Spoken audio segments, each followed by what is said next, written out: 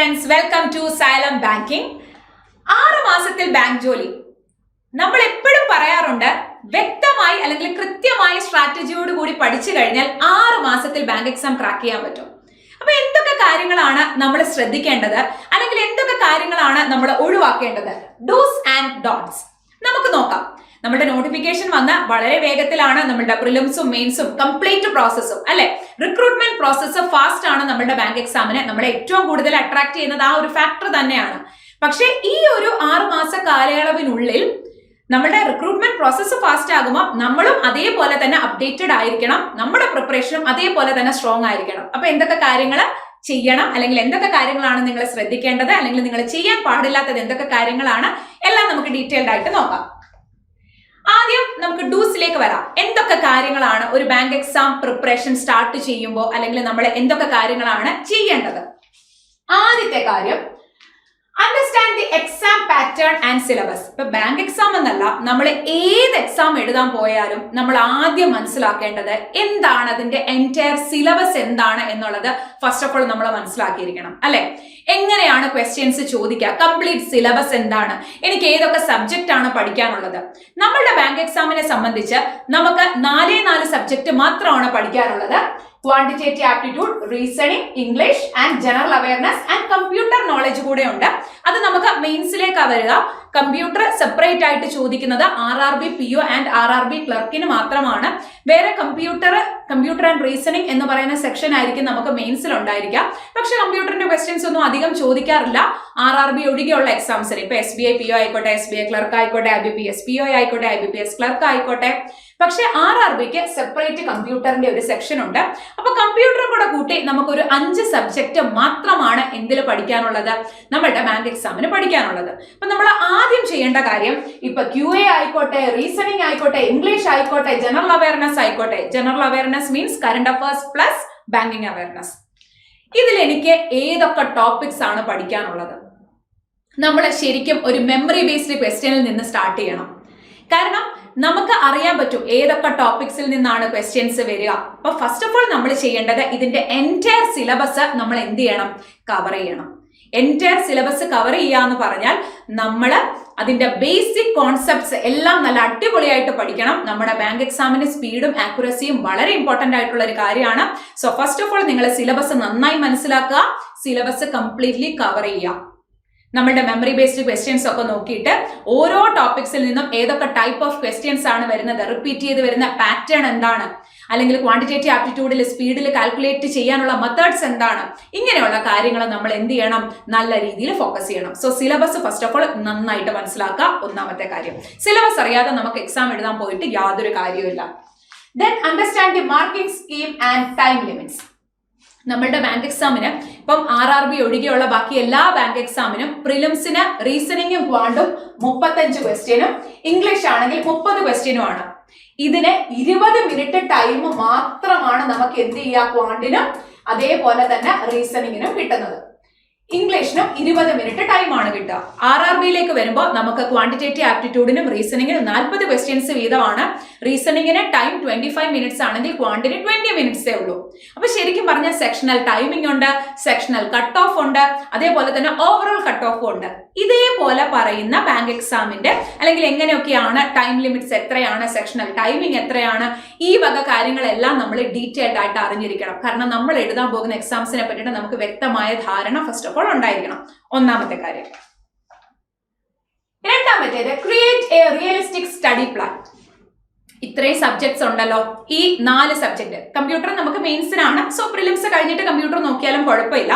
പക്ഷെ ബാക്കി 4 സബ്ജക്ട്സിനും റിയലിസ്റ്റിക് ആയിട്ടുള്ള ഒരു സ്റ്റഡി പ്ലാൻ ഉണ്ടാക്കുക. എന്ന് പറഞ്ഞാൽ നമുക്ക് ഈ 4 സബ്ജക്റ്റും ഒരേപോലെ ഇമ്പോർട്ടൻ്റാ. ജോലി കിട്ടണം എന്നുള്ളതാണ് നമ്മളുടെ ആവശ്യം, അല്ലെങ്കിൽ നമ്മളുടെ ആഗ്രഹം. അപ്പൊ അതിന് വേണ്ടിയിട്ട് 4 സബ്ജക്റ്റും ഒരേപോലെ പോകണം. സോ നിങ്ങൾക്ക് കൺവീനിയന്റ് ആയിട്ടുള്ള ഒരു study plan, realistic study plan വേണം നിങ്ങൾ സെറ്റ് ചെയ്യാൻ. ഓരോ സബ്ജക്റ്റും എങ്ങനെ പഠിക്കണം, അല്ലെങ്കിൽ റീസണിങ്ങിന് എങ്ങനെയാണ് സ്ട്രാറ്റജി, റീസണിങ് എന്താണ് ചെയ്യേണ്ടത്, ക്വാണ്ടിറ്റേറ്റീവ് ആപ്റ്റിറ്റ്യൂഡ് എന്താണ് ചെയ്യേണ്ടത്, ഇംഗ്ലീഷ് എന്താണ് ചെയ്യേണ്ടത്. ഇനി അതേപോലെ തന്നെ ഓരോ സെപ്പറേറ്റ് ടോപ്പിക്കിനും നിങ്ങൾ സെപ്പറേറ്റ് ടൈം കൊടുക്കുക. ചിലപ്പം ചിലർക്ക് ഇംഗ്ലീഷ് സ്ട്രോങ് ആയിരിക്കും, ചിലർക്ക് ക്വാണ്ട് സ്ട്രോങ് ആയിരിക്കും, റീസണിങ് ബുദ്ധിമുട്ടായിരിക്കും, ചിലർക്ക് റീസണിങ് സ്ട്രോങ് ആയിരിക്കും, ക്വാണ്ട് ബുദ്ധിമുട്ടായിരിക്കും. നമ്മളുടെ വീക്ക് ഏരിയ ഏതാണെന്ന് മനസ്സിലാക്കി ഓരോന്നിനും സെപ്പറേറ്റ് ടൈം എന്ത് ചെയ്യണം, കൊടുത്ത് പഠിക്കണം. അത് വളരെ ഇമ്പോർട്ടന്റ് ആയിട്ടുള്ള ഒരു കാര്യമാണ്. അതേപോലെ തന്നെ include daily, weekly and monthly goals. അതെന്തിനാണെന്നറിയോ എന്ന് പറഞ്ഞാൽ, ഞാൻ നേരത്തെ പറഞ്ഞു റിയലിസ്റ്റിക് പ്ലാൻ ആണ്. നമുക്ക് ചെയ്യാൻ പറ്റാത്ത, ഇപ്പൊ ഒറ്റ സുപ്രഭാതത്തിൽ നാളെ ഒരു വലിയ പ്ലാൻ ഉണ്ടാക്കിയിട്ട് നമ്മൾ ഒന്നും ചെയ്യാതിരിക്കുന്നതിനെക്കാട്ടിലും ചെറിയ ചെറിയ ഗോൾസ് ഉണ്ടാക്കാം. ഇപ്പൊ നമ്മൾ റീസണിങ്ങിന്റെ കേസ് പറഞ്ഞാൽ നിങ്ങൾക്ക് പസിൽസ് ബുദ്ധിമുട്ടാണ്. അപ്പൊ നമുക്ക് സ്വയം അറിയാം പസിൽസ് ഞാൻ ഡെയിലി പ്രാക്ടീസ് ചെയ്യണം. അപ്പൊ ഇന്ന് ഞാൻ 50 പസിൽസ് പ്രാക്ടീസ് ചെയ്യും എന്ന് ആദ്യത്തെ ദിവസം വിചാരിച്ചാൽ അത് നടക്കില്ല. പക്ഷെ ഇന്ന് ഞാൻ സ്റ്റാർട്ടിങ് ഒരു 10 പസിൽസിൽ നിന്ന് സ്റ്റാർട്ട് ചെയ്യാം, അല്ലെങ്കിൽ ഒരു 5 പസിൽസ്. ഇന്നത്തെ ദിവസം ഞാൻ 5 പസിൽസ് പ്രാക്ടീസ് ചെയ്യും. 5 പസിൽസും അതിന്റെ സബ് ക്വസ്റ്റ്യൻസും പ്രാക്ടീസ് ചെയ്യും. അപ്പൊ ഇന്നത്തെ ദിവസം 5, നാളെയും 5, പതുക്കെ അതിന്റെ എണ്ണം കൂട്ടിക്കൊണ്ടുവരാം. അതാണ് ഞാൻ ഉദ്ദേശിച്ച റിയലിസ്റ്റിക് സ്റ്റഡി പ്ലാൻ. ഇത് ഓരോ സബ്ജക്റ്റിനും നിങ്ങൾ എന്ത് ചെയ്യണം, അപ്ലൈ ചെയ്യണം. കാരണം ഓരോ സബ്ജക്റ്റ് നമുക്ക് ഇമ്പോർട്ടന്റ് ആണ്. സോ നിങ്ങൾക്ക് ഇന്ന് നിങ്ങൾ എവിടെ നിൽക്കുന്നോ, ഒരു ആഴ്ചയ്ക്ക് ശേഷം നിങ്ങൾ ഇപ്പൊ പസിൽസിന്റെ കാര്യത്തിലായിക്കോട്ടെ അല്ലെങ്കിൽ DIയുടെ കാര്യത്തിലായിക്കോട്ടെ എവിടെ എത്തണം എന്നുള്ളൊരു കാര്യം നിങ്ങൾക്ക് മനസ്സിലാകണം, അല്ലെങ്കിൽ നിങ്ങൾക്ക് വ്യക്തമായ ധാരണ ഉണ്ടായിരിക്കണം. Then set aside time for revision and mock test. നമ്മൾ പഠിച്ചു പോയിട്ട് മാത്രം കാര്യമില്ല. ഇപ്പൊ റീസണിങ്ങും ക്വാണ്ട് ആണെങ്കിലും ഇംഗ്ലീഷ് ആണെങ്കിലും നമുക്ക് പ്രാക്ടീസ് ആണ് ഏറ്റവും ഇമ്പോർട്ടന്റ്. പക്ഷെ ഇപ്പൊ ക്വാണ്ടിറ്റേറ്റീവ് ആപ്റ്റിറ്റ്യൂഡ് ആണെങ്കിലും നിങ്ങൾക്ക് കുറെ അധികം ഫോർമുലാസും കാര്യങ്ങളും ഒക്കെ ഓർത്തിരിക്കാനുണ്ടാകും ഓരോ ടോപ്പിക്കിന്റെ. ഇപ്പൊ പ്രോഫിറ്റ് ആൻഡ് ലോസ് ആയിക്കോട്ടെ, പെർസെന്റേജ് ആയിക്കോട്ടെ, അല്ലെങ്കിൽ ടേബിൾസ് ഓർത്തിരിക്കുക, അല്ലെങ്കിൽ പെർസെന്റേജ് ടു ഫ്രാക്ഷൻ കൺവേർഷൻസ് ഓർത്തിരിക്കുക, ഇങ്ങനെ കുറെ കാര്യങ്ങളുണ്ട്. അപ്പൊ നമ്മൾ പ്രോപ്പർ ആയിട്ട് റിവിഷന് വേണ്ട ടൈം കൊടുക്കണം. പിന്നെ എപ്പോഴും ഞാൻ പറയുന്ന കാര്യമാണ് മോക്ക് ടെസ്റ്റ് ചെയ്യണം. അതിലേക്ക് വരാൻ നമുക്ക്. സോ ഒറ്റ കാര്യമുള്ളൂ, പ്രാക്ടിക്കൽ ആയിട്ടുള്ള ഒരു ടൈം ടേബിൾ ആയിരിക്കണം നിങ്ങൾ ഉണ്ടാക്കേണ്ടത്. അതായത് നമ്മൾ വലിയ പ്ലാൻ ഉണ്ടാക്കിയിട്ട് ഒന്നും ചെയ്യാതിരിക്കുന്നതിനേക്കാൾ ഏറ്റവും ബെറ്റർ ആയിട്ടുള്ള ഒരു കാര്യം കുഞ്ഞു കുഞ്ഞു ഗോൾസ് ഉണ്ടാക്കുക. ഓരോ സബ്ജക്റ്റിനും ഞാൻ പറഞ്ഞില്ല, ഫസ്റ്റ് ഓഫ് ഓൾ സിലബസ് നന്നായി മനസ്സിലാക്കുക. ഈ സിലബസ് കംപ്ലീറ്റ് ചെയ്യണം. സോ ഈ സിലബസ് കംപ്ലീറ്റ് ചെയ്യണമെങ്കിൽ നമ്മൾ ഓരോരുത്തരും ഓരോ ഇൻഡിവിജ്വൽ ആണ്. സോ നമുക്ക് വേണ്ട സഫീഷ്യന്റ് ടൈം കൊടുത്ത് റിയലിസ്റ്റിക് ആയിട്ടുള്ള ഒരു സ്റ്റഡി പ്ലാൻ ക്രിയേറ്റ് ചെയ്യാം. രണ്ടാമത്തെ കാര്യം. അടുത്തത് practice mental math and short cut techniques. നമ്മൾ എപ്പോഴും ഞാൻ ക്ലാസ്സിൽ പറയാറുണ്ട്, നമ്മൾ സ്കൂളുകളിലൊക്കെ എക്സാം എഴുതിക്കൊണ്ടിരുന്നത് സ്റ്റെപ്സിന് ഇമ്പോർട്ടൻസ് കൊടുത്തിട്ടാണ് അല്ലെ. പക്ഷെ കോമ്പറ്റേറ്റീവ് എക്സാംസിലേക്ക് വരുമ്പോൾ നമ്മൾ സ്റ്റെപ്സിന് ഇമ്പോർട്ടൻസ് അല്ല കൊടുക്കേണ്ടത്. നമുക്ക് വളരെ വേഗത്തിൽ സ്പീഡും ആക്യുറസിയും മെയിൻറ്റെയിൻ ചെയ്ത് എങ്ങനെ ക്വസ്റ്റ്യൻസ് ചെയ്യാം. സോ നിങ്ങൾ കാൽക്കുലേഷനൊക്കെ ഇച്ചിരി കൂടെ ഫാസ്റ്റ് ആകണം, വേഗത്തിൽ കാൽക്കുലേറ്റ് ചെയ്യാൻ നിങ്ങൾക്ക് പറ്റണം. സോ നിങ്ങൾ അതിന് വേണ്ടിയിട്ട് എന്ത് ചെയ്യണം, ഡെയിലി പ്രാക്ടീസ് ചെയ്യണം. ഞാൻ എപ്പോഴും ക്ലാസ്സുകളിൽ പറയാറുണ്ട്, നിങ്ങൾ ഡെയിലി ഒരു 20 question, 20 numbers, question means 20 numbers, same numbers തന്നെ എടുക്കുക. ഇപ്പൊ ആദ്യം നിങ്ങൾ 2 ഡിജിറ്റിൽ നിന്ന് സ്റ്റാർട്ട് ചെയ്യുക. അപ്പൊ ആദ്യം നിങ്ങൾ 2 ഡിജിറ്റിൽ നിന്ന് സ്റ്റാർട്ട് ചെയ്തിട്ട് ഒരു 20 നമ്പേഴ്സ് ഡെയിലി ആഡ് ചെയ്യുക, സബ്ട്രാക്ട് ചെയ്യുക, മൾട്ടിപ്ലൈ ചെയ്യുക, ഡിവൈഡ് ചെയ്യുക. ഇങ്ങനെ എല്ലാ ദിവസവും ആകുമ്പോൾ നിങ്ങളുടെ കാൽക്കുലേഷൻ സ്പീഡ് കൂടില്ലേ. നിങ്ങളുടെ മെന്റൽ മാത്സ് നിങ്ങൾക്ക് മൈൻഡിൽ കാൽക്കുലേറ്റ് ചെയ്യാനായിട്ട് പറ്റണം. ഇപ്പൊ ഓൾറെഡി നമ്മൾ പ്രിലിംസിന് പറഞ്ഞു 35 ക്വസ്റ്റ്യനും 20 മിനിറ്റുമാണ് ക്വാണ്ടിറ്റേറ്റീവ് ആപ്റ്റിറ്റ്യൂഡിന് നമുക്ക് സമയം കിട്ടുക. ഈ 35 ക്വസ്റ്റ്യൻ 20 മിനിറ്റിനുള്ളിൽ ചെയ്യാൻ പറ്റണമെങ്കിൽ ഒരു ക്വസ്റ്റ്യൻ 1 മിനിറ്റ് പോലും കിട്ടുന്നില്ല. സോ ഫാസ്റ്റ് ആയിട്ട് നമുക്ക് കാൽക്കുലേറ്റ് ചെയ്യാനുള്ള ഒരു എബിലിറ്റി ഉണ്ടായിരിക്കണം. അത് ഒറ്റ ദിവസം കൊണ്ട് സാധിക്കുന്ന ഒരു കാര്യമല്ല. നമ്മുടെ ഡെയിലി കൺസിസ്റ്റന്റ് ആയിട്ടുള്ള ഒരു പ്രാക്ടീസ് കൊണ്ട് മാത്രമേ നമുക്ക് ആ ഒരു ലെവലിലേക്ക് എത്താൻ പറ്റൂ. സോ അത് നിങ്ങൾ ഡെയിലി ബേസിസിൽ പ്രാക്ടീസ് ചെയ്യണം. നിങ്ങൾക്ക് ഏറ്റവും കൂടുതൽ നിങ്ങളെ ഹെൽപ്പ് ചെയ്യുന്ന ഒരു കാര്യമാണ് ഞാനിപ്പോൾ പറഞ്ഞത്. പിന്നെ അതേപോലെ തന്നെ കാൽക്കുലേഷൻ സ്പീഡ് കൂടാൻ പറ്റുന്ന ഒരുപാട് ആപ്സ് ഇപ്പം നമ്മൾ കൂടുതൽ ഫോണിൽ യൂസ്ഡ് ആയിട്ടുള്ള ആൾക്കാരാണല്ലോ. അപ്പം നമുക്ക് ഗെയിംസ് ഒക്കെ കളിക്കാൻ ഇഷ്ടമാണ്. സോ ഈ മാത്സ് നമ്പേഴ്സുമായിട്ട് റിലേറ്റ് ചെയ്തിട്ടുള്ള ഗെയിംസ് ഇൻക്ലൂഡ് ചെയ്യാനായിട്ട് ശ്രമിക്കാം. ഫുൾ ടൈം അത് കളിച്ചുകൊണ്ടിരിക്കണം എന്നല്ല ഞാൻ പറഞ്ഞത്. പക്ഷെ നമുക്ക് ഇച്ചിരി കൂടെ നമ്മുടെ കാൽക്കുലേഷൻ സ്പീഡ് കൂട്ടാനായിട്ട് എന്തൊക്കെ കാര്യങ്ങൾ ചെയ്യാൻ പറ്റുമോ അതെല്ലാം ചെയ്യാം. ഓക്കെ. ദെൻ അതേപോലെ focus on time management during test. നമ്മൾ മോക്ക് ടെസ്റ്റ് ചെയ്യുന്ന കാര്യം പറഞ്ഞു, അത് ഞാൻ സെപ്പറേറ്റ് പറയുന്നുണ്ട്. അതുകൊണ്ടാണ് അതിനെപ്പറ്റി ഡീറ്റെയിൽഡ് ആയിട്ട് ഇപ്പൊ പറയാത്തത്. ഇതിന്റെ കൂട്ടത്തിൽ ഞാൻ ജസ്റ്റ് ഒന്ന് പറഞ്ഞു എന്നേ ഉള്ളൂ. അതായത് നമ്മൾ ആ ടെസ്റ്റിൽ അല്ലെങ്കിൽ നമ്മൾ തന്നെ ഒരു പസിൽസ് എടുക്കുകയാണ്. ഇപ്പോൾ ഞാനൊരു 10 പസിൽസ് ചെയ്യാൻ എടുക്കുന്നു, അല്ലെങ്കിൽ 5 പസിൽസ് ചെയ്യാൻ എടുക്കുന്നു. ഈ 5 പസിൽസ് ചെയ്യാൻ എടുക്കുമ്പോൾ തന്നെ ഞാൻ എത്ര സമയം എടുക്കുന്നുണ്ടെന്ന് നോക്കാം. ഇതെല്ലാം ഞാൻ ടോപ്പിക്സ് കംപ്ലീറ്റ് ചെയ്ത് കഴിഞ്ഞതിന് ശേഷമുള്ള കാര്യമാണ് ഈ പറയുന്നത്. എത്ര ടൈം എടുക്കുന്നുണ്ടെന്ന് സ്വയം നിങ്ങൾ ഉറപ്പുവരുത്തുക. ഇപ്പൊ ഇന്ന് നിങ്ങൾ ചിലപ്പോൾ ഒരു അരമണിക്കൂർ എടുക്കുന്നുണ്ടായിരിക്കും, അല്ലെങ്കിൽ ഒരു 45 മിനിറ്റ്സ് എടുക്കുന്നുണ്ടായിരിക്കും. അപ്പൊ അടുത്ത ആഴ്ചയാകുമ്പോൾ എനിക്ക് എത്ര ടൈം എടുക്കുന്നു, അതിൻ്റെ അടുത്ത ആഴ്ചയാകുമ്പോൾ അല്ലെങ്കിൽ അടുത്ത മാസമാകുമ്പോൾ എനിക്ക് എത്ര ടൈം എടുക്കുന്നു എന്നുള്ളൊരു കാര്യം നിങ്ങൾ ശരിക്കും ശ്രദ്ധിക്കണം. നമ്മളെ തന്നെ എന്ത് ചെയ്യുക, ഫോക്കസ് ചെയ്ത് മനസ്സിലാക്കാം. ഞാൻ ഇപ്പോൾ എവിടെ നിൽക്കുന്നു, ആഫ്റ്റർ 1 വീക്ക് അല്ലെങ്കിൽ 2 വീക്സ് അല്ലെങ്കിൽ 1 മന്ത് എവിടെയാണ് എൻ്റെ പൊസിഷൻ, എനിക്ക് എത്രത്തോളം ഡെവലപ്മെന്റ് ഉണ്ടായിട്ടുണ്ടെന്നുള്ള കാര്യം നിങ്ങൾ സ്വയം എന്ത് ചെയ്യുക, ഉറപ്പുവരുത്തുക. ഓക്കെ, അപ്പൊ നമ്മൾ പറഞ്ഞത് സ്പീഡ് ആൻഡ് അക്യുറസിയുടെ കാര്യമാണ്. അത് മറക്കണ്ട, ഞാൻ അതൊന്നും കൂടെ റിപ്പീറ്റ് ചെയ്ത് പറയാണ്. നമുക്ക് സ്പീഡ് ഉണ്ടായിരിക്കണം, പക്ഷേ ആക്യുറസി ഇല്ലാത്ത സ്പീഡ് കൊണ്ട് യാതൊരു കാര്യവുമില്ല. ഓക്കെ, ആക്യുറസി ഇല്ലാത്ത സ്പീഡ് കൊണ്ട് യാതൊരു കാര്യമില്ല. അതാണ് മെന്റൽ കാൽക്കുലേഷൻ ആൻഡ് ഓൾസോ നമ്മളുടെ സ്പീഡ്. അത് റീസണിങ് ആണെങ്കിലും ക്വാണ്ട് ആണെങ്കിലും ഇംഗ്ലീഷ് ആണെങ്കിലും. ഓക്കെ, ആ ഒരു കാര്യം മനസ്സിലായി എന്ന് കരുതുന്നു. അടുത്തത് ഏറ്റവും ഇമ്പോർട്ടന്റ് ആയിട്ടുള്ള ഒരു കാര്യമാണ് പ്രാക്ടീസ് മോക്ക് ടെസ്റ്റ് റെഗുലർലി. എല്ലാ ദിവസവും ചെയ്യണമെന്നല്ല, പക്ഷെ നിങ്ങളൊരു പീരിയോഡിക് ആയിട്ട് മോക്ക് ടെസ്റ്റ് പ്രാക്ടീസ് ചെയ്യാം. ഇപ്പൊ നമ്മൾ ഹാർഡ് കോപ്പി യൂസ് ചെയ്ത് പ്രാക്ടീസ് ചെയ്യുന്നുണ്ടായിരിക്കും. പക്ഷെ എൻ്റെ ഒരു കാര്യം അല്ലെങ്കിൽ ഞാൻ പറയുന്ന ഒരു കാര്യം, നമ്മൾ എക്സാം എഴുതുന്നത് CBT എക്സാം ആണ്, കമ്പ്യൂട്ടർ ബേസ്ഡ് ടെസ്റ്റ് ആണ് നമ്മൾ ചെയ്യുന്നത്. നമ്മൾ പഠിക്കുന്ന സമയത്ത് ഹാർഡ് കോപ്പി യൂസ് ചെയ്ത് തന്നെ നമ്മൾ പസിൽസും അല്ലെങ്കിൽ ക്വാണ്ടിറ്റേറ്റീവ് ആപ്റ്റിറ്റ്യൂഡും ഇംഗ്ലീഷും ഒക്കെ അങ്ങനെ തന്നെ പ്രാക്ടീസ് ചെയ്യാം. പക്ഷെ പ്രാക്ടീസ് ചെയ്ത് നിങ്ങൾ മനസ്സിലാക്കിയതിന് ശേഷം മോക്ക് ടെസ്റ്റ് സ്റ്റാർട്ട് ചെയ്യാം. അത് ഫുൾ ലെങ്ത് മോക്കും വേണം. അതേപോലെ തന്നെ എപ്പോഴും ഞാൻ ക്ലാസ്സിൽ പറയാറുള്ള ഒരു കാര്യമാണ് സെക്ഷണൽ ടെസ്റ്റ്. ഞാൻ എപ്പോഴും ക്ലാസ്സിൽ പറയാറുള്ള ഒരു കാര്യമാണ് സെക്ഷണൽ ടെസ്റ്റ്. അതായത് separate quantitative aptitude, separate English, separate reasoning, ഈ ഓരോന്നിന്റെ സെപ്പറേറ്റ് ആയിട്ടുള്ള ടെസ്റ്റ് ചെയ്യുന്നത് ഉറപ്പായിട്ടും നിങ്ങളുടെ ഒരു സ്കോർ ബൂസ്റ്റർ ആണ് ശരിക്കും. അത് നമ്മൾ മോക്ക് ടെസ്റ്റ് ചെയ്യാതെ വെറുതെ നമ്മൾ ചുമ്മാ എന്തെങ്കിലുമൊക്കെ പഠിച്ചു, ചുമ്മാ എന്തെങ്കിലുമൊക്കെ ചെയ്തു എന്ന് പറഞ്ഞിട്ട് കാര്യമില്ല. ടൈമർ ഓടുമ്പോൾ നമുക്കറിയാം, ടൈമർ ഉണ്ട്, നമുക്ക് വാച്ചൊന്നും എക്സാമിന് കൊണ്ട് കയറാൻ പറ്റില്ല. നമ്മുടെ സ്ക്രീനിന്റെ ടോപ്പ് റൈറ്റ് കോർണറിൽ ടൈമർ ഉണ്ടാകും. ഈ ടൈമർ ഓടുന്നത് കാണുമ്പോൾ നമ്മൾ വെപ്രാളം പിടിക്കാൻ പാടില്ല. സോ ആ ടൈം ലിമിറ്റിനുള്ളിൽ നമുക്ക് ചെയ്യാൻ പറ്റുന്നുണ്ടോ ഇല്ലയോ എന്നുള്ളത് ഈ മോക്ക് ടെസ്റ്റ് ചെയ്യുമ്പോഴാണ് നമുക്ക് മനസ്സിലാകുക. സെക്ഷണൽ ടെസ്റ്റ് എന്ന് പറയുന്നത് റീസണിങ്ങിന്റെ 35 ക്വസ്റ്റ്യൻ 20 മിനിറ്റ് എടുത്ത് സെപ്പറേറ്റ് ചെയ്യുന്നത്, ക്വാണ്ടിന്റെ 35 ക്വസ്റ്റ്യൻ 20 മിനിറ്റിൽ ചെയ്യുന്നത്, അല്ലെങ്കിൽ റീസണിങ്ങിന്റെ 30 ക്വസ്റ്റ്യൻ 20 മിനിറ്റിൽ ചെയ്യുന്നത്. ഇത് RRB ഒഴികെയുള്ള എക്സാംസിന്, RRB PO ആൻഡ് ക്ലർക്ക് ആണെങ്കിൽ 40 ക്വസ്റ്റ്യൻ, ക്വാണ്ടിറ്റേറ്റീവ് ആപ്റ്റിറ്റ്യൂഡ് ആണെങ്കിൽ 20 മിനിറ്റും, റീസണിങ് ആണെന്നുണ്ടെങ്കിൽ 40 ക്വസ്റ്റ്യൻ 25 മിനിറ്റും. ഇതാണ് നമ്മളുടെ ടൈം എന്ന് പറയുന്നത്. അപ്പൊ ആ സെക്ഷണൽ ടെസ്റ്റ് ചെയ്യുന്നതിലൂടെ നമുക്ക് നമ്മളെ ഇംപ്രൂവ് ആക്കാൻ പറ്റും. ആ സെക്ഷണൽ ടെസ്റ്റ് ചെയ്യുക. ഇത് കൂടാതെ ഞാൻ എപ്പോഴും പറയുന്ന ഒരു കാര്യമാണ്, ചുമ്മാ മോക്ക് ടെസ്റ്റ് ചെയ്തു എനിക്ക് ഇത്ര മാർക്ക് കിട്ടി എന്ന് പറഞ്ഞിട്ട് മാത്രം കാര്യമില്ല. അല്ലെങ്കിൽ നിങ്ങൾക്ക് മാർക്ക് കുറയുമ്പോൾ നമ്മൾ ഡീമോട്ടിവേറ്റ് ആകുകയല്ല ചെയ്യേണ്ടത്. നമ്മൾ ആ മോക്ക് അനാലിസിസ് ചെയ്യണം, അല്ലെങ്കിൽ അത് അനലൈസ് ചെയ്യണം. മോക്ക് അനലൈസ് ചെയ്യുന്നത് വളരെ ഇമ്പോർട്ടന്റ് ആയിട്ടുള്ള ഒരു കാര്യമാണ്. മെജോറിറ്റി ആസ്പിറൻസും അത് ചെയ്യാറില്ല. കാരണം ഞാൻ ഏത് സെക്ഷനിലാണ് എനിക്ക് മാർക്ക് പോയത്, ഇപ്പൊ റീസണിങ് സെക്ഷനിൽ ചെയ്തപ്പോൾ എനിക്ക് മാർക്ക് കുറഞ്ഞു, എനിക്ക് പസിൽസ് ചെയ്യാൻ പറ്റിയില്ല. സോ നിങ്ങൾ അവിടെ റിയലൈസ് ചെയ്യേണ്ട കാര്യം, പസിൽസിന് നിങ്ങൾ വീക്കാ, ആ പസിൽസ് കൂടുതൽ പ്രാക്ടീസ് ചെയ്യുക. ഏത് സെക്ഷനിലാണ് എനിക്ക് മാർക്ക് പോകുന്നത്, ഇപ്പൊ QAയിലാണ് മാർക്ക് കുറഞ്ഞത്, എനിക്ക് എവിടെയാ, സ്പീഡ് മാത്സിലാണോ, DAയിലാണോ, അല്ലെങ്കിൽ അരിത്തമെറ്റിക്കിലാണോ, എവിടെയാ എനിക്ക് മാർക്ക് പോകുന്നത്? ആ മോക്ക് അനലൈസ് ചെയ്യേണ്ടത് വളരെ ഇമ്പോർട്ടന്റ് ആയിട്ടുള്ള ഒരു കാര്യമാണ്.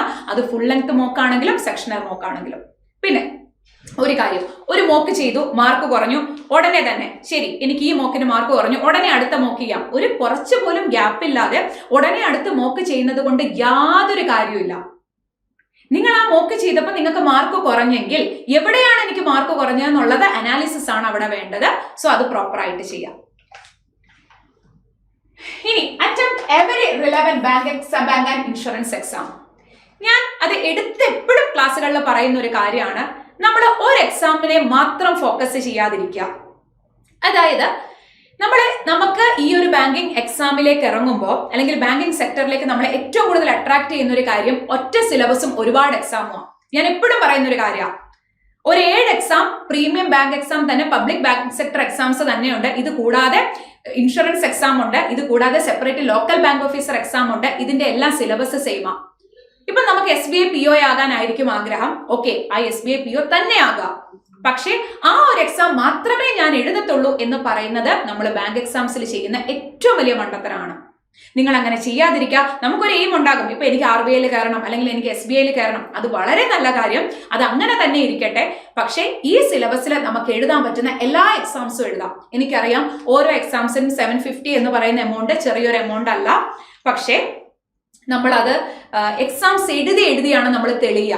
നമ്മൾ റിയലി എക്സാം എഴുതാൻ പോകുമ്പോഴാണ് ശരിക്കും നമ്മളിപ്പോൾ എവിടെയാണ് നിൽക്കുന്നത്, നമുക്ക് പറ്റിയ മിസ്റ്റേക്സ് എന്താണ് എന്നുള്ളത് എഴുതി മാത്രമേ നമുക്കത് പ്രോപ്പറായിട്ട് ആ ഒരു ലെവലിലേക്ക് എത്തുള്ളൂ. സോ അതുകൊണ്ട് എല്ലാ എക്സാംസും നമുക്ക് ഈ സിലബസിൽ എഴുതാൻ പറ്റുന്ന എല്ലാ ബാങ്ക് എക്സാംസും നിങ്ങൾ എന്ത് ചെയ്യുക, അറ്റംപ്റ്റ് ചെയ്യുക. ഓക്കെ, അത് വളരെ ഇമ്പോർട്ടന്റ് ആയിട്ടുള്ള ഒരു കാര്യമാണ്, മറക്കാതിരിക്കുക. ഇനി സ്റ്റേ അപ്ഡേറ്റഡ് വിത്ത് കറണ്ട് അഫയേഴ്സ്. അതായത് ഏറ്റവും കൂടുതൽ ആൾക്കാർ ചെയ്യുന്ന അല്ലെങ്കിൽ ആസ്പിറൻസ് ചെയ്യുന്ന ഒരു കാര്യമാണ് പ്രിലിംസിന് കറണ്ട് അഫയേഴ്സ് വേണ്ടാലോ. സോ ഈ കറണ്ട് അഫയേഴ്സിനെ ഒന്ന് ബാക്കിൽ നിർത്തും, ബാക്കി വിഷയം മാത്രം പഠിച്ച് മുന്നോട്ടേക്ക് പോകും. പക്ഷെ പ്രിലിംസ് കഴിഞ്ഞ് 1 മാസം 1.5 മാസത്തിൽ മെയിൻസ് വരും. നമുക്ക് 6 മാസത്തെ കറണ്ട് അഫയേഴ്സ് ആണ് വേണ്ടത്, current affairs plus banking awareness. അപ്പൊ ഇത് പ്രിലിംസ് കഴിഞ്ഞിട്ട് 1 മാസം 1.5 മാസം കൊണ്ട് പുറകോട്ടുള്ള 6 മാസത്തെ കറണ്ട് അഫയേഴ്സ് നമുക്ക് പഠിച്ചെടുക്കാൻ പറ്റുമോ? പറ്റില്ല. അതുകൊണ്ട് നിങ്ങൾ എന്ന് തൊട്ടാണോ ബാങ്ക് എക്സാംസിന് പ്രിപ്പയർ ചെയ്യുന്നത് ആ ദിവസം തൊട്ട് നിങ്ങൾ എന്ത് ചെയ്യുക, കറണ്ട് അഫയേഴ്സ് പഠിക്കാനായിട്ട് സ്റ്റാർട്ട് ചെയ്തോളാം. അത് വളരെ ഇമ്പോർട്ടന്റ് ആയിട്ടുള്ള ഒരു കാര്യമാണ്.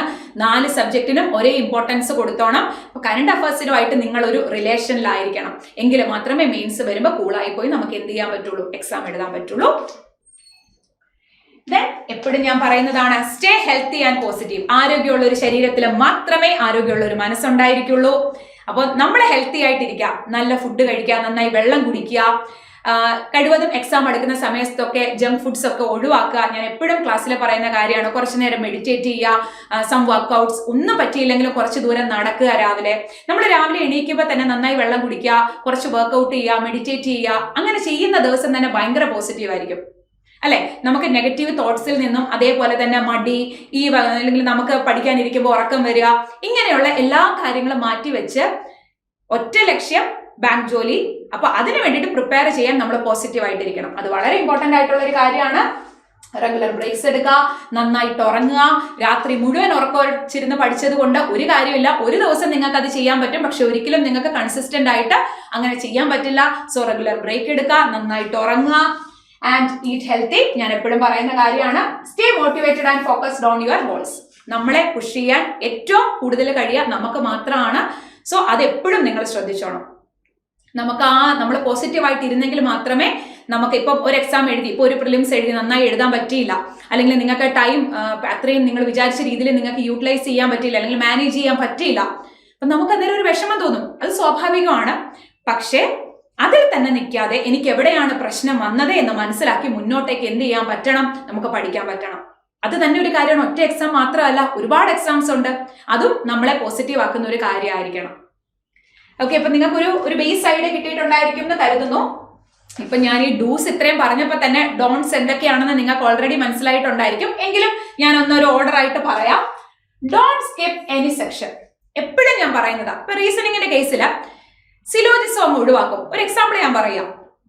സിലോജിസം കംപ്ലീറ്റ്ലി ഒഴിവാക്കി. അപ്പൊ 5 മാർക്കിനാണല്ലോ സിലോജിസം ചോദിക്കുക പ്രിലിംസിന്. ശരി, എനിക്ക് 5 മാർക്ക് വേണ്ട, ബാക്കി 30 എനിക്ക് ഓക്കെ ആണല്ലോ.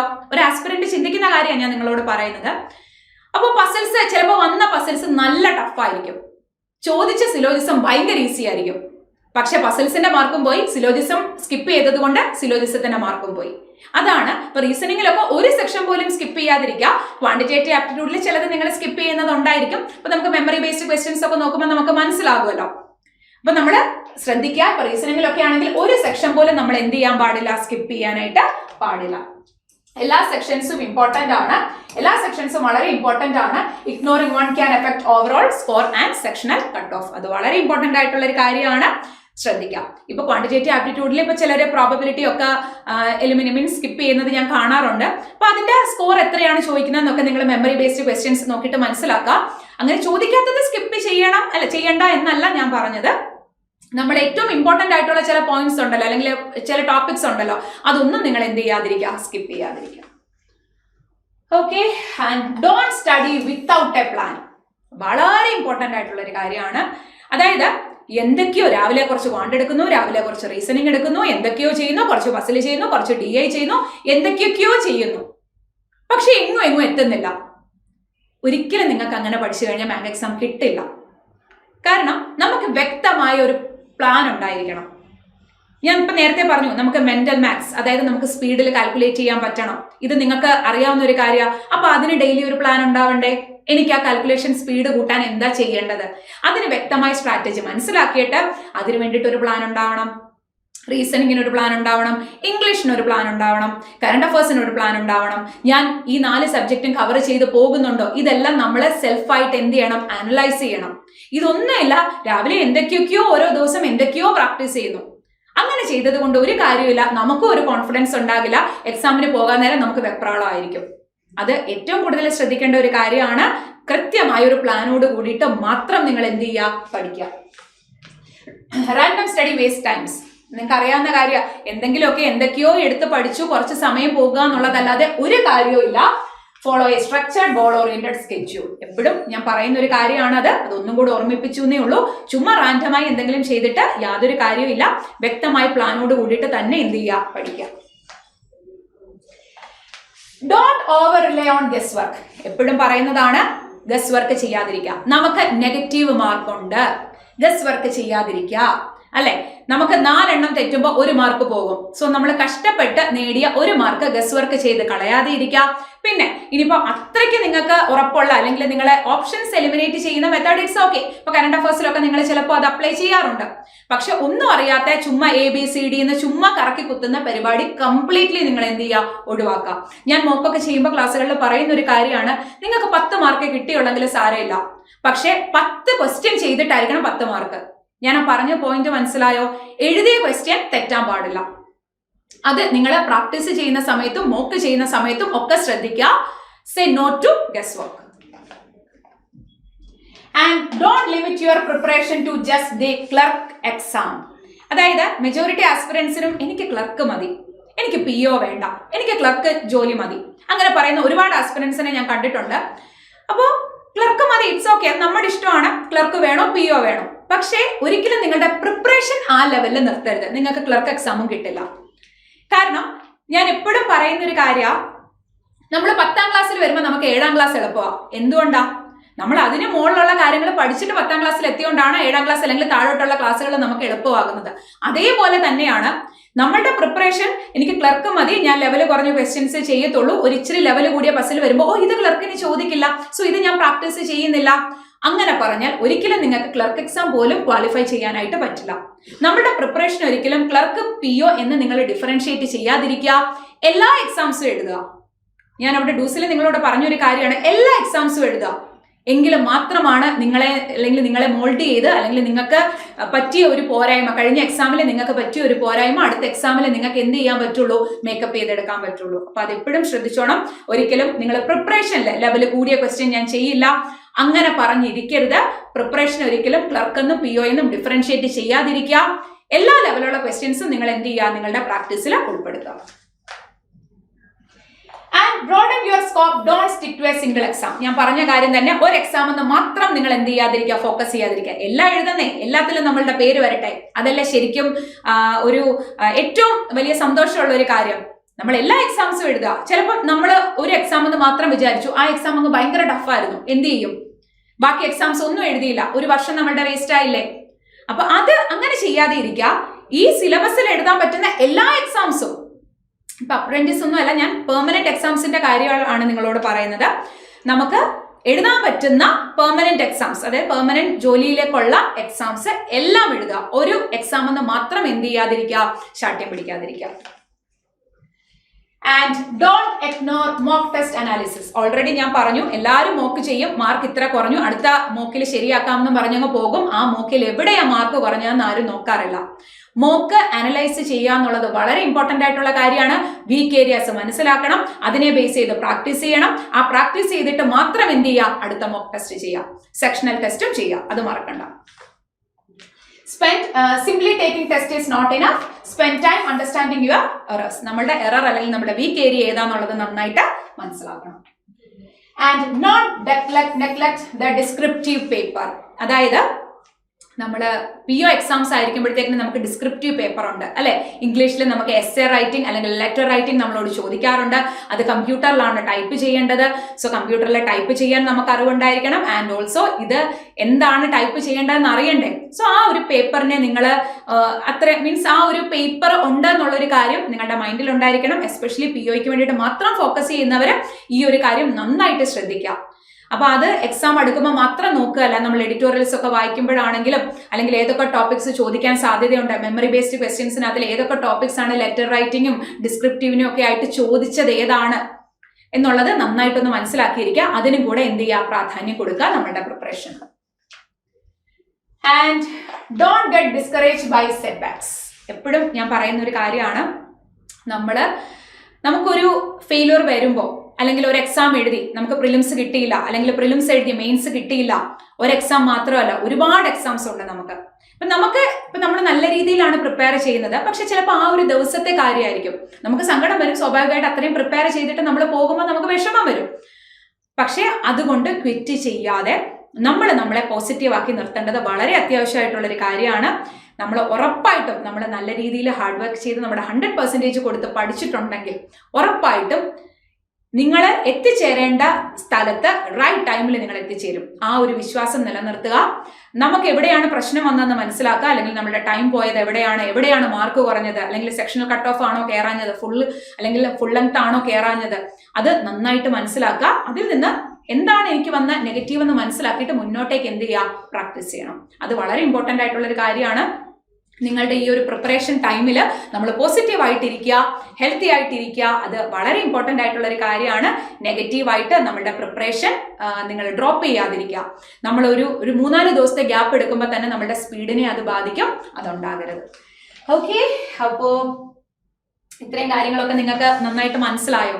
അതായത് നമ്മുടെ ഈ ഒരു പ്രിപ്പറേഷനിൽ കുറേയധികം കാര്യങ്ങൾ നമ്മൾ മനസ്സിലാക്കേണ്ടതായിട്ടുണ്ട്, അല്ലെങ്കിൽ നമ്മൾ ചെയ്യേണ്ടതായിട്ടുണ്ട്. അപ്പൊ അതെല്ലാം നിങ്ങൾക്ക് മനസ്സിലായിട്ടുണ്ട് എന്ന് കരുതുന്നു. ഓക്കെ, അപ്പോൾ നമ്മളുടെ വർക്ക്ഷോപ്പിന്റെ കാര്യം ഓൾറെഡി നിങ്ങൾ അറിഞ്ഞിട്ടുണ്ടായിരിക്കും. ഇനി അറിയാത്ത ആരെങ്കിലും ഉണ്ട് എന്നുണ്ടെങ്കിൽ അവർക്ക് വേണ്ടിയിട്ട് ഞാൻ ഇൻക്ലൂഡ് ചെയ്തതാണ്. നമ്മൾ കൊല്ലത്തേക്ക് ഫ്രീ ഓഫ്ലൈൻ വർക്ക്ഷോപ്പുമായിട്ട് വരുന്നുണ്ട്. മെയ് 31 ശനിയും ഞായറും ജൂൺ 1 തീയതിയുമായിട്ട് നമ്മൾ എത്തും. രാവിലെ 10 മണി മുതൽ വൈകുന്നേരം 4 മണി വരെ ആയിരിക്കും നമ്മുടെ വർക്ക്ഷോപ്പിന്റെ ടൈം എന്ന് പറയുന്നത്. അപ്പോൾ നിങ്ങൾ രാവിലെ നമ്മളുടെ കൊല്ലത്തുള്ള സൈലം ക്യാമ്പസിൽ എത്തിച്ചേരുക. മഴക്കാലമൊക്കെയാണ് എങ്കിലും എത്തിച്ചേരാൻ സാധിക്കുന്നവരെല്ലാവരും ഉറപ്പായിട്ടും വരിക. മടി പിടിച്ചിരിക്കരുത്. അപ്പോൾ ബാങ്ക് എക്സാംസ് എങ്ങനെ ക്രാക്ക് ചെയ്യണം, ബാങ്ക് എക്സാംസിന് എന്തൊക്കെ കാര്യങ്ങൾ ശ്രദ്ധിക്കണം, എല്ലാം നമുക്ക് ഡീറ്റെയിൽഡ് ആയിട്ട് നോക്കാം. നിങ്ങൾക്ക് ഫ്രീ മെറ്റീരിയൽസും ഉണ്ടാകും. സോ എല്ലാവർക്കും സ്വാഗതം. നമുക്ക് നേരിട്ട് ഉറപ്പായിട്ടും അവിടെ വെച്ച് കാണാം. ഇനി ഒരുപാട് ആസ്പിറൻസ് നമ്മളോട് ചോദിക്കുന്നുണ്ട്, നമ്മളുടെ ഇപ്പോഴത്തെ ഓൺലൈൻ ബാച്ച് ഏതൊക്കെയാണ്. സോ അവർക്ക് വേണ്ടിയിട്ടാണ് ഈ പറയുന്നത്. നമ്മുടെ ലേറ്റസ്റ്റ് ഓൺലൈൻ ബാച്ച് എന്ന് പറയുന്നത് RRB PO and clerk rankers batch ആണ്. ഒന്നുമില്ല, ബാങ്ക് എക്സാംസിന്റെ ബേസ് തൊട്ട് നമ്മൾ പഠിപ്പിക്കും. ഫൗണ്ടേഷൻ ബാച്ച് ആണ്. പ്രിലിംസും മെയിൻസും ഇന്റർവ്യൂ ഗ്രൂപ്പ് ഡിസ്കഷനും എല്ലാം നമ്മൾ ഇതിൽ കവർ ചെയ്യുന്നതായിരിക്കും.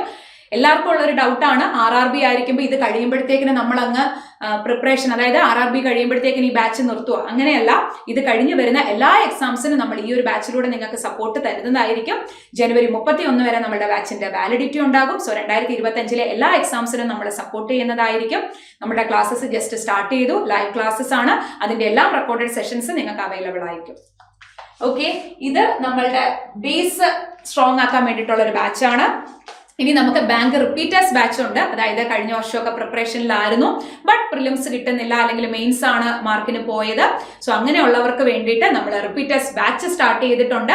അപ്പൊ നിങ്ങൾക്ക് ബേസ് ഒക്കെ അത്യാവശ്യം അറിയാം, കോൺസെപ്റ്റ്സ് ഒക്കെ അറിയാം, പക്ഷെ സ്പീഡാണ് പ്രശ്നം. പ്രാക്ടീസ് ചെയ്യണം. സോ നമ്മൾ ക്ലാസ്സിലൂടെയും നിങ്ങളെ പ്രാക്ടീസ് ചെയ്യിപ്പിക്കുന്നതായിരിക്കും. കൂടാതെ നമ്മൾ ഡെയിലി ടാർഗറ്റ്സും നിങ്ങൾക്ക് നമ്മുടെ ആപ്പിലൂടെ തരുന്നതായിരിക്കും. അങ്ങനെ ഉണ്ടെങ്കിൽ നിങ്ങൾക്ക് നമ്മുടെ ബാങ്ക് റിപ്പീറ്റേഴ്സ് ബാച്ചിൽ ജോയിൻ ചെയ്യാം. ഇനി ഓഫ്ലൈനായി പഠിക്കാൻ പറ്റുന്നവരെല്ലാം ഓഫ്ലൈനിലേക്ക് വരിക. നമ്മുടെ കൊല്ലത്ത് ഓഫ്ലൈൻ സ്റ്റാർട്ട് ചെയ്തിട്ടുണ്ട്. അപ്പോൾ ഇപ്പോഴും നിങ്ങൾക്ക് അതിൽ ജോയിൻ ചെയ്യാം. നമുക്ക് കഴിഞ്ഞു പോയ ടോപ്പിക്സിന്റെ എല്ലാം റെക്കോർഡഡ് സെഷൻസ് നിങ്ങൾക്ക് തരുന്നതായിരിക്കും. അതുകൂടാതെ നമ്മളും നിങ്ങളെ കഴിഞ്ഞു പോയ ടോപ്പിക്സ് പഠിച്ചെടുക്കാനായിട്ട് ഹെൽപ്പ് ചെയ്യുന്നതായിരിക്കും. അതെല്ലാം നമ്മൾ വീണ്ടും എടുത്തു തരുന്നതായിരിക്കും. ഇനി ജോയിൻ ചെയ്യാൻ പറ്റുമോ എന്ന് ചോദിച്ചു ഒരുപാട് ആസ്പിറൻസ് നമ്മളെ വിളിക്കുന്നുണ്ട്. സോ അതുകൊണ്ട് തന്നെ നിങ്ങളോടായിട്ട് പറയുകയാണ്, ഇപ്പോഴും അഡ്മിഷൻ ക്ലോസ് ആയിട്ടില്ല. നമ്മൾ സൈലം ബാങ്കിങ്ങിന്റെ റെഗുലർ ബാച്ചും ഉണ്ട്, അതേപോലെ തന്നെ ഓഫ്ലൈൻ റിപ്പീറ്റേഴ്സ് ബാച്ചും നമ്മൾ ജൂൺ 18 സ്റ്റാർട്ട് ചെയ്യുകയാണ്.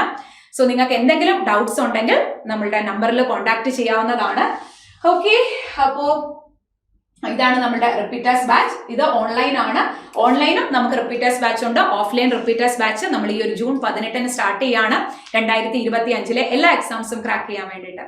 സോ ഈ പറഞ്ഞ കാര്യങ്ങളൊക്കെ നന്നായിട്ട് മനസ്സിൽ വെക്കുക, നല്ല അടിപൊളിയായിട്ട് പഠിക്കുക. Wish you all the best.